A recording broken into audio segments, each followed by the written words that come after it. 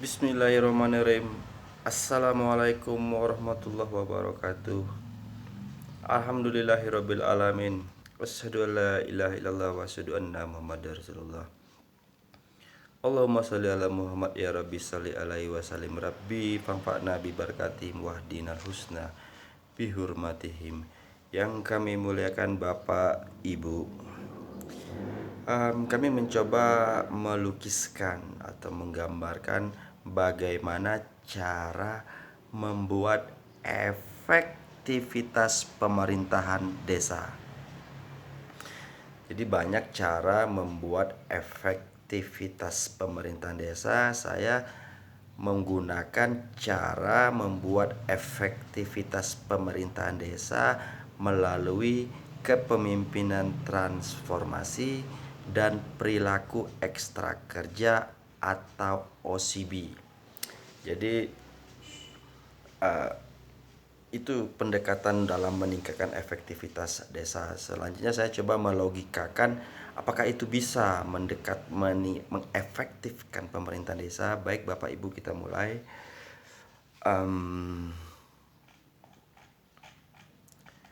Berbicara tentang desa tentu berbicara tentang peraturan. Undang-undang RI yang mengatur tentang desa itu ada pada nomor 6 tahun 2014. Desa adalah kesatuan masyarakat hukum, memiliki batas wilayah, berwenang mengatur pemerintahan desa, kepentingan desa untuk meningkatkan kualitas hidup masyarakat desa. Di undang-undang tersebut pada pasal 4 menjelaskan pembangunan desa adalah untuk membentuk desa yang profesional, efektif, dan bertanggung jawab. Jadi di dalam undang-undang itu sudah diatur bahwa pemerintahan desa itu harus efektif, salah satunya. Salah lainnya bertanggung jawab dan profesional. Oke, itu aturan dasarnya. Pertanyaannya, kenapa ini penting? Desa itu adalah wilayah terkecil di Indonesia. Yang tertinggi adalah republik, yang terkecil adalah desa. Nah, desa itu ada di Indonesia ini adalah 74.000 desa. Jadi pentingnya pembangunan desa itu adalah membangun Indonesia dari pinggiran. Artinya, pemerintahan desa yang kuat mampu membuat peningkatan pendapatan masyarakatnya tanpa meninggalkan nilai-nilai agama, budaya, sehingga pentingnya ini untuk membangun negara. Nah, apabila 60% pemerintahan desa di Indonesia ini kuat, Indonesia akan menjadi negara yang besar, negara yang maju. Namun, ada juga dampak negatif dari pembangunan pemerintahan desa yang kuat. Contohnya, informasi yang cepat dan mudah didapat dengan jaringan internet membuat budaya asing bisa masuk, sehingga membuat nilai-nilai luhur kearifan lokal bisa hilang. Kalau sisi positifnya, informasi yang cepat juga memberikan pengaruh penting terhadap kemudahan teknologi oleh masyarakat desa dalam membangun atau meningkatkan hasil usaha. Kemudian dalam merespon adanya modernisasi, globalisasi, dan demokratisasi, maka desa sangat dilarang menghilangkan jati diri sebagai ciri khas negara kita yang merupakan kenusantaraan. Sebelumnya menurut pendapat Setiawan tahun 2019, dulunya desa itu dianggap sebagai objektivitas. Nah, harusnya pemerintah desa itu harus dijadikan subjek pembangunan untuk peningkatan masyarakatnya sendiri. Pemerintahan desa sudah dikenal jauh sebelum Indonesia dibangun. Namun, fenomena kenyataannya pembangunan desa saat ini berjalan lambat, jauh tertinggal dari kota, dan hanya melakukan kegiatan administratif menurut pendapat Risto et al. 2017. Selain itu, Ndepa 2015 dan Torau 2019 menambahkan, permasalahan dasar yang dihadapi pemerintahan desa adalahnya rendahnya kemampuan dalam pembangunan desa itu. Nah, fenomena itu bisa dirasionalisasikan.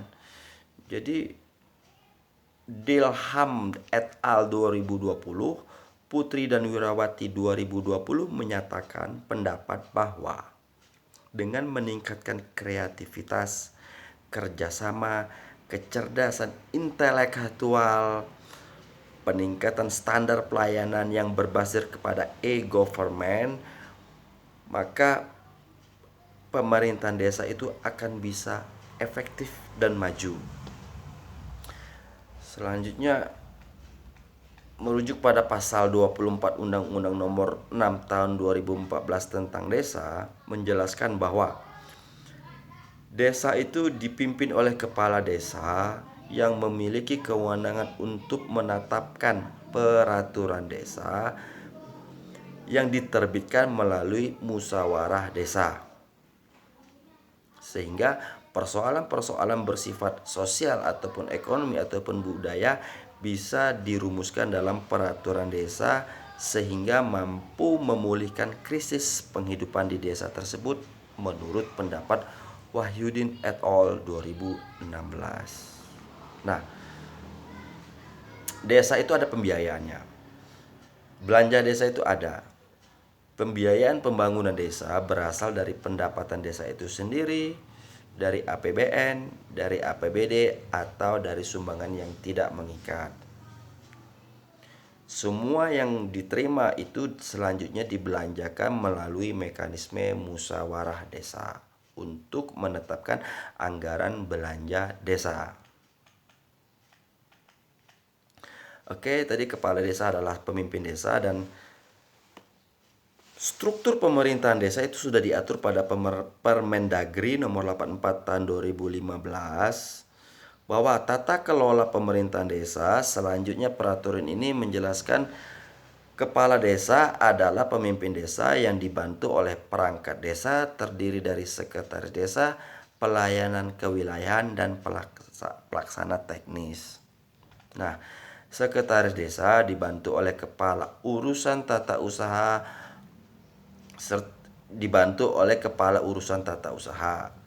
kepala urusan umum, kepala urusan keuangan, dan kepala urusan perencanaan.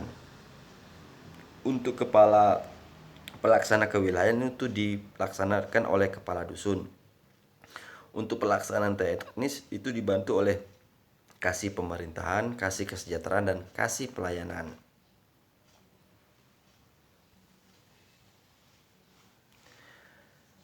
Lestari et al. 2020 menyatakan bahwa pengukuran efektivitas pemerintahan desa dapat ditinjau dari sisi kepemimpinan, kompetensi perangkat desa, dan motivasi serta partisipasi masyarakat itu. Ditambahkan oleh Sunardi dan Lesmana serta Andani dan Nurmala 2020, juga efektif pemerintahan itu ditinjau dari manajemen keuangan, perencanaan pengelolaan, dan pelaporan penggunaan dana desa itu sendiri.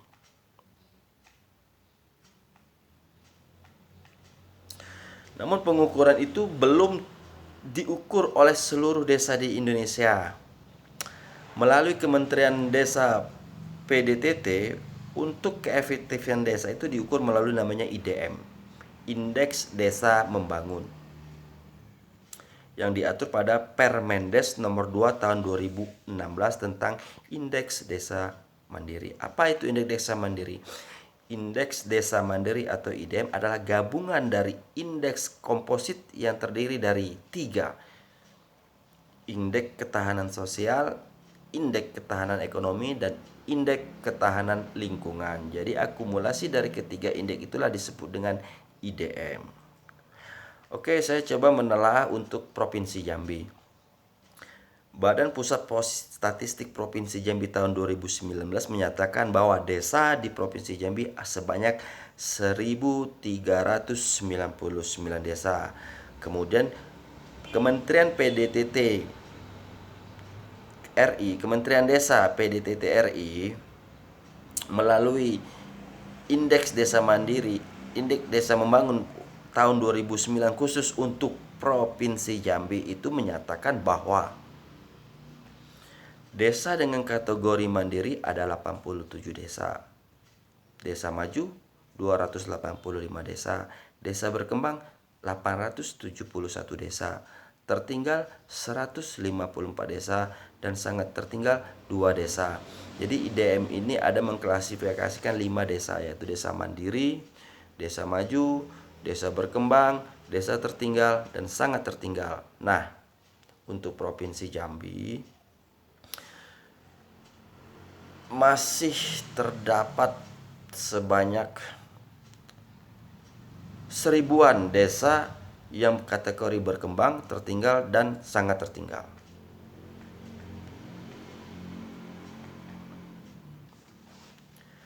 Oke. Organisasi pemerintahan ataupun organisasi swasta saat ini sedang menghadapi masalah penting dalam meningkatkan efektivitas organisasinya. Tentu dalam mengatasi masalah ini perlu faktor-faktor yang bisa mampu mendorong efektif itu. Nah, Sparrow dan Koper 2018 mengatakan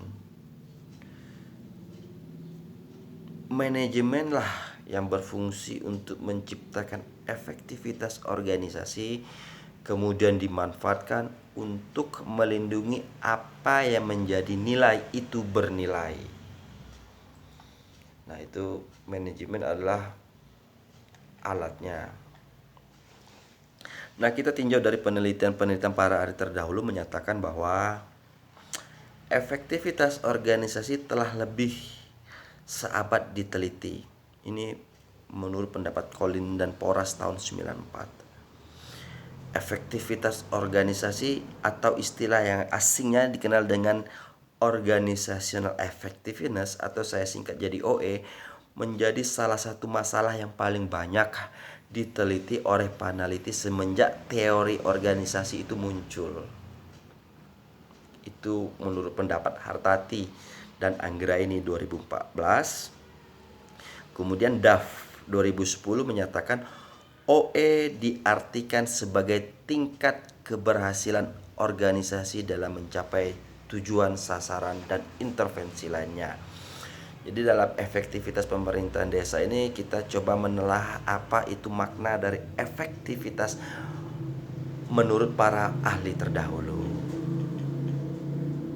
Ada juga para ahli terdahulu menyatakan seperti Cameron 2014 menyebutkan OE didefinisikan sebagai cara atau tidak ada definisi tunggal atau secara universal tentang OE itu. Diperjelas lagi oleh M. Nawer 2018, organisasi menjadi efektif ketika mereka mampu mengelola elemen penting seperti mensikapi kasus ketidakpastian, tidak tahu pekerjaan utama, dan produksi berorientasi nilai.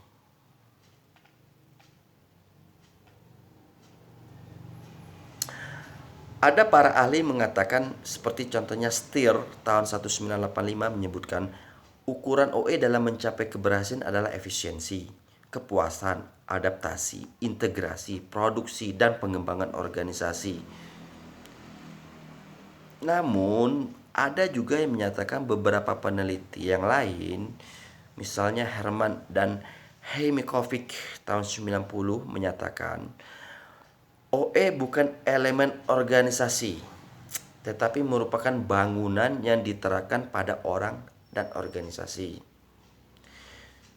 Dijelaskan oleh Angel dan Perry 81, Cameron tahun 86 mengatakan para ahli teori organisasi sepakat efektivitas organisasi bersifat multidimensi Dan faktor mempengaruhi OE juga berbeda-beda. Contohnya, dipengaruhi oleh perilaku kinerja yang diteliti oleh Regan et al. 2020, kreativitas dan inovasi diteliti oleh Amin dan Jaya 2019, gaya kepemimpinan dan budaya organisasi oleh Arianto et al. 2014, profesionalisme dan kompetensi oleh Kadarsi dan Edward, kepuasan kerja dan komitmen organisasi oleh Ningsi dan Johannes 2013, kualitas perencanaan oleh Wazirman 2020. Jadi efektivitas organisasi itu multidimensi.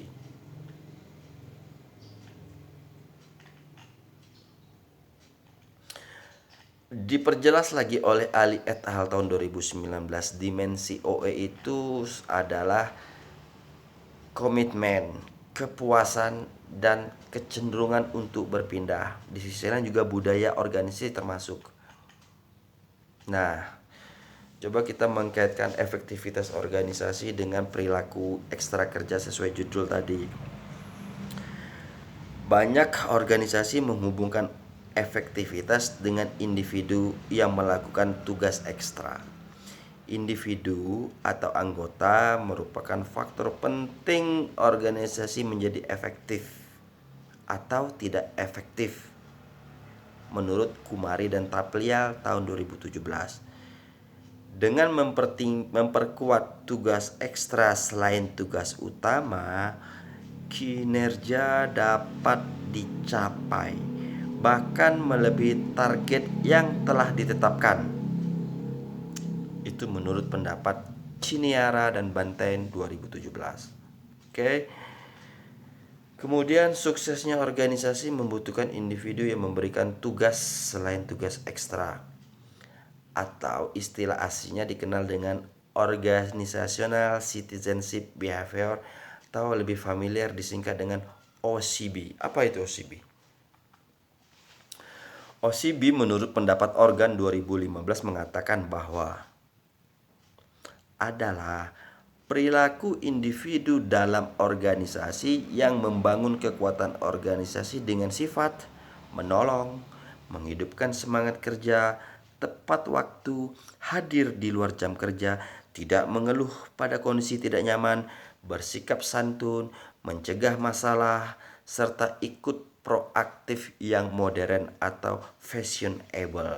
Oke. OCB ini penting diperlukan untuk menghindari hal-hal yang tidak terduga menurut pendapat Smith et al. Tahun 83. Pada tahun 2009, Pak Sakop menyatakan bahwa peneliti OCB terdahulu menunjukkan bukti OCB mampu meningkatkan kinerja individu, pertukaran sosial antara individu dan pemimpin, menghargai individu dan pemimpin, serta mampu meningkatkan nilai organisasi berupa produktivitas, efisiensi, pengurangan biaya, dan kepuasan kerja. Di 2015, Organ mengidentifikasi OCB menjadi 5 dimensi. Yang pertama adalah altruism atau menolong. Kedua, altruism atau menolong adalah inisiatif individu untuk menolong sesama individu. Kedua adalah kesadaran atau constituensis, adalah perilaku memperkecil risiko kerja. Kemudian ada sportif atau sportsmanship, adalah taat pada aturan kerja, pada situasi yang tidak nyaman. Kemudian ada berbuat baik atau courtesy, adalah sikap santun individu. Dan yang terakhir adalah membela organisasi atau civic virtue. Jadi dimensi OCB itu ada 5. Yang pertama altruism atau menolong, kemudian ada constituensis, kesadaran, ada sportif atau sportsmanship, ada courtesy, dan ada civic virtue. Jadi itu dimensinya. Nah, kita coba melihat penelitian terdahulu hubungan antara OCB dan OE. Para peneliti terdahulu telah ditemukan membukti bahwa OCB secara langsung mampu mempengaruhi efektivitas. Diteliti oleh Kumari dan Taplial 2017, Walt and Niehoff 2000, dan secara tidak langsung melalui mediasi OCB bisa mempengaruhi OE secara tidak langsung melalui mediasi kompetensi, keterlibatan dan kepuasan yang diteliti oleh Rahmawati 2018, Katria 2013 atau dimediasi dan Kois 2000. Namun saya melihat belum ada penelitian yang melihat hubungan yang tidak signifikan antara OCP dengan OI. Nah, kita coba mengkaitkan efektivitas tadi terhadap kepemimpinan. Kepemimpinan yang sukses adalah pemimpin yang mampu mempengaruhi sikap, kemampuan, dan perilaku individu dalam organisasi untuk membangun organisasi yang inovatif. Ini menurut pendapat Bas tahun 85. Pemimpin dibentuk dari kecenderungan alami yang membuat mereka mengambil peran untuk memimpin baik di tingkat organisasi atau di tingkat sosial. Kepemimpinan diamati melalui perilaku yang dikaitkan dengan pengalamannya dan perkembangan sebelumnya. Pendapat Afolio tahun 2007. Selain itu, gaya kepemimpinan membantu menghilangkan pola perilaku tidak efektif individu menjadi organisasi yang efektif. Gaya kepemimpinan memainkan peran penting dalam peningkatan efektivitas organisasi menurut pendapat Taylor et al. 2014. Pemimpin harus mampu membangun kepercayaan individu untuk memiliki tujuan, memberikan kontribusi, dan mampu meminimalkan masalah yang berat menjadi ringan menurut pendapat Bas et al. Tahun 87. Paradigma tentang kepemimpinan telah menarik perhatian luas para peneliti. Bas dan Reggio tahun 2006 menjelaskan bahwa kepemimpinan yang bertransformasi adalah pemimpin yang mampu mengangkat individu dari fokus yang tidak penting, kemudian berkumpul bersama untuk mencapai hal-hal yang tidak pernah difikirkan. Pemimpin efektif memanfaatkan 3 kekuatan seperti pengetahuan, kepercayaan, dan kekuasaan. Jika itu salah kelola, maka akan menjadi bencana. Tetapi kalau itu dikelola dengan tepat, akan menjadi suatu kekuatan potensi untuk mengembangkan usaha yang lebih besar, menurut pendapat Zahn tahun 97. Namun, penting sekali pemimpin untuk rendah hati, menurut pendapat Adair tahun 2004. Di sisi lain, Benis dan Nanus tahun 85 menegaskan ada perbedaan antara pemimpin dengan manajemen. Keduanya sangat penting bagi organisasi. Manajemen berarti mencapai dan rasa tanggung jawab. Sedangkan pemimpin adalah mempengaruhi, membimbing, mengarahkan, melatih, menindak, dan memberikan pendapat. Nah, itu bedanya manajemen dengan kepemimpinan. Manajemen itu adalah tanggung jawab, tapi kepemimpinan itu adalah cara bagaimana membuat pertanggungjawaban itu. Jadi dia mengarahkan. Thomas tahun 2006 mengatakan, Adair adalah guru kepemimpinan dan Benis adalah guru kepemimpinan utama yang membicarakan tentang kepemimpinan transformational leadership atau kepemimpinan transformasional. Nah, tahun 85 Bas membedakan ada 2 tipe kepemimpinan. Yang pertama kepemimpinan transformasional dan yang kedua kepemimpinan transaksional.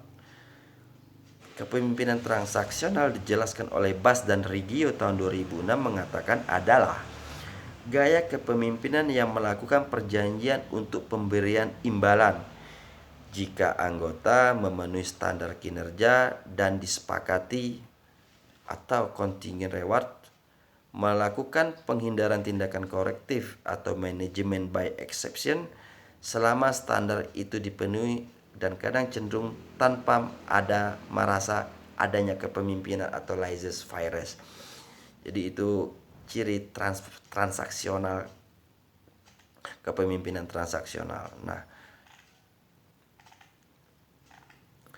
kalau transformasional cirinya adalah pemimpin yang mendorong sikap dan perilaku individu untuk melakukan pekerjaan di atas target yang telah ditetapkan, serta mampu menginspirasi individu tersebut untuk meningkatkan intelektualnya, membuat komitmen, fokus kerja, serta membangun inovasi menurut pendapat Bass 1990 dan Bruce Avolio et al. Tahun 91.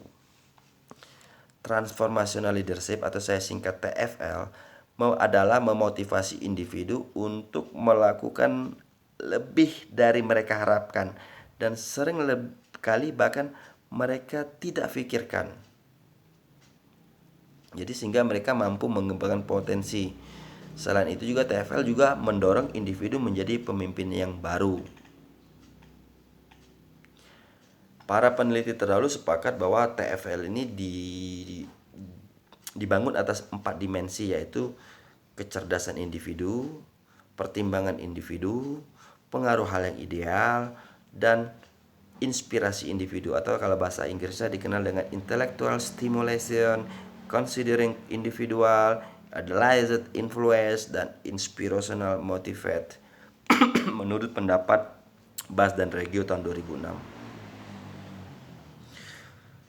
Menurut Ali 2019, Kim et al. 2019 telah menunjukkan bahwa TFL mempengaruhi terhadap OE. Nah, menurut pendapat Buil tahun 2016, TFL juga mempengaruhi OCB.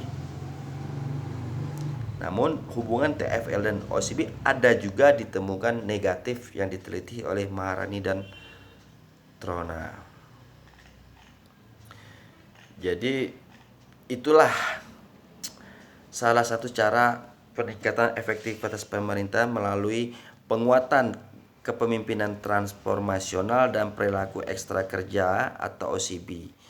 Jadi tadi dipaparkan tentang apa itu efektif, apa itu transformational leadership dan OCB, maka seyogyanya dalam meningkatkan efektivitas pemerintahan desa baik juga digunakan perubahan gaya kepemimpinan, karena pemerintahan desa itu atau desa itu sendiri adalah lembaga, tentu ada orang di situ yang akan mengaturnya. Makanya orang di situ tentu akan ada struktur, ada pemimpin dan anggota. Jadi kepemimpinan yang tepat akan membuat sikap anggota yang kuat dan akhirnya akan membuat efektivitas organisasi. Nah, jadi kesimpulannya, cobalah menggunakan gaya kepemimpinan yang tepat seperti transformational leadership yang berdampak kepada individu dan akhirnya akan mampu meningkatkan efektivitas. Bapak yang Ibu imbulan, itulah sebuah paparan saya pandangan tentang bagaimana salah satu cara lain dalam meningkatkan efektivitas pemerintahan di desa. Jika nanti ada kekeliruan dalam pandangan-pandangan kami mohon dimaafkan. Akhirul kata, billahi taufiq walhidayah. Wassalamualaikum warahmatullahi wabarakatuh.